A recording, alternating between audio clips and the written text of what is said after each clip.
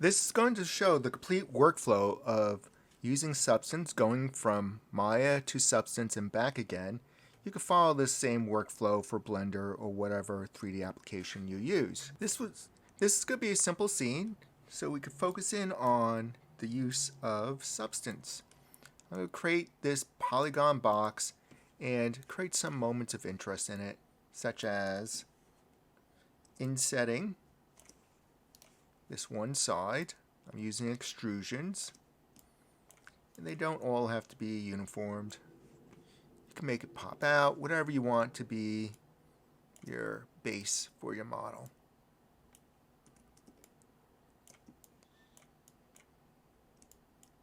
So using scale, holding down the shift key, and then move tool, pushing in, next side, going to face, R key for scale, holding down shift key, uniform scale, W key, hold down shift key, push on in, and now we have this interesting box shape.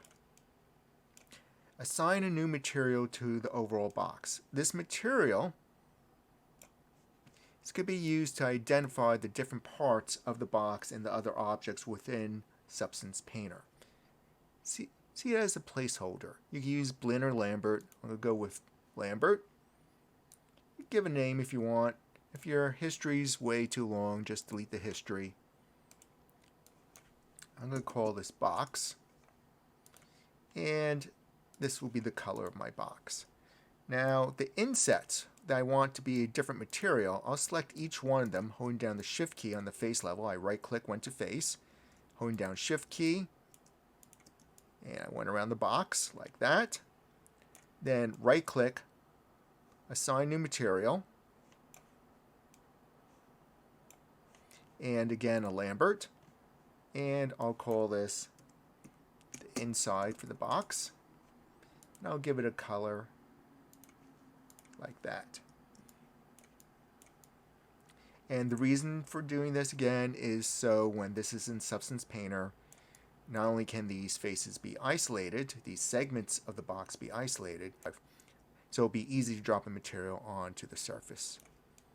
Before going further, let's look at the UV coordinate system for this. Go to UV editor,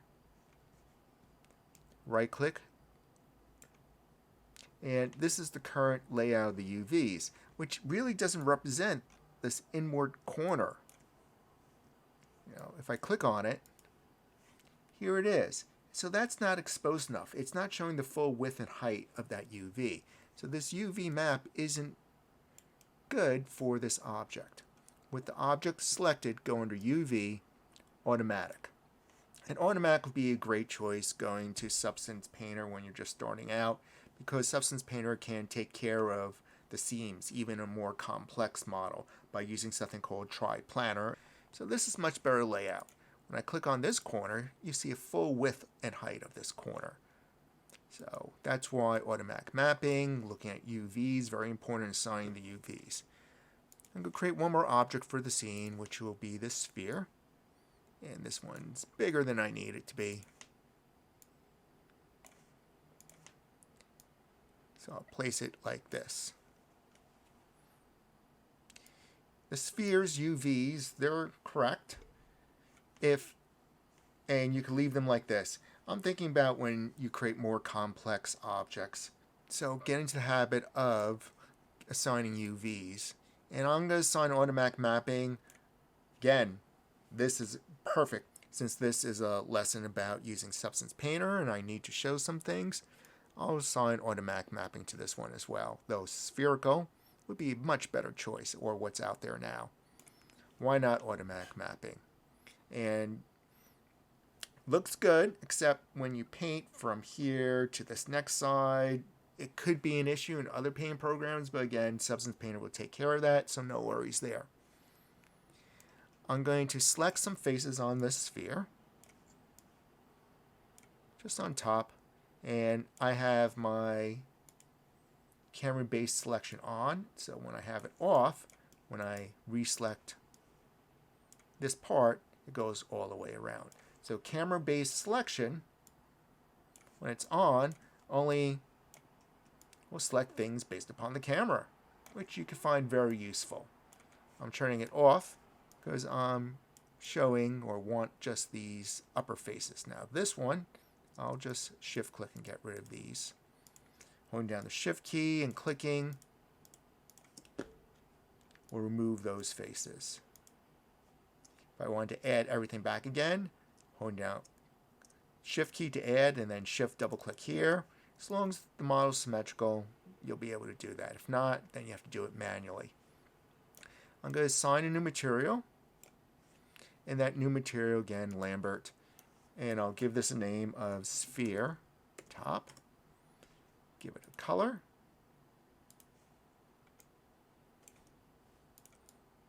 And I'll do the same thing for the bottom. Right click, go to face, selecting these faces, making sure nothing on top got selected. Right click, assign new material. Again, Lambert. And this is going to be sphere bottom. And I'll pick another color. Let's say here. Make sure you save your file along the way. Before we jump into using Substance Painter, we're almost there. I want to show something about the Hypershade that becomes a little important when you're selecting and deselecting models. Go under Windows, Rendering Editors, Hypershade. Besides being necessary to make a better experience within Substance Painter, assigning different parts of a whole model different shaders allows you to do something like this. If I just wanted to select the bottom and maybe then model it a little more, you go within the Hypershade and then right click, select objects with material, and now there's my face selected that had that material on it, and you could do things to it, whatever you want to do. If I wanted to select this one, right click, select objects with material.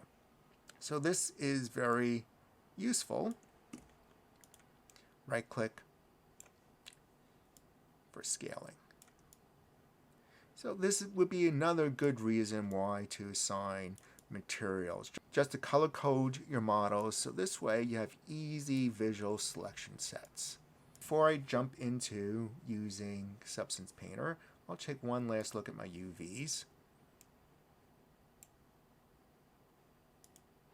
Now, as a final note, when using Substance Painter within Maya and Arnold or within Unity or other game engines, instead of using polygon quads, like I'm using quads right now, to get proper looking renderings when back in Maya or within Unity, these surfaces should be converted to triangles.